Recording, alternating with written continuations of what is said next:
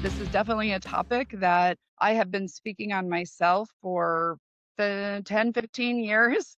And it's still an issue of like, how can we be better on the phones, right? How do our conversations impact the entire patient journey, honestly? And so I'm so excited to talk about one of my favorite subjects, which is phone skills. And really how it converts, it drives case acceptance and patient trust and all of that.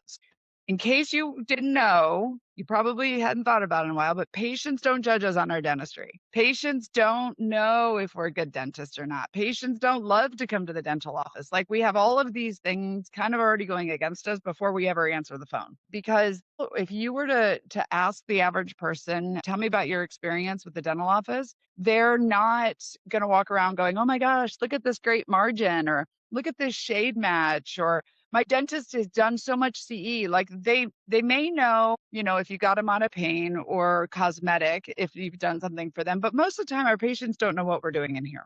And so we need to recognize and realize if they don't really understand how amazing our dentists are, if they don't really understand how awesome the dentistry is that they're getting, it's the rest of the experience that really matters, right?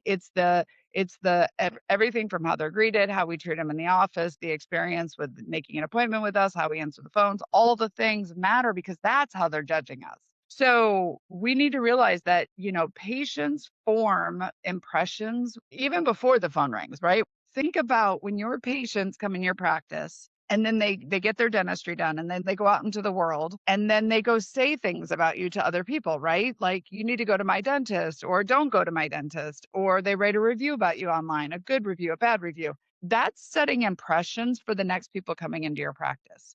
When new patients are considering to come to your practice, the two places they typically go if they haven't talked to a human about it, like a friend or family member, are going to be your reviews and your website.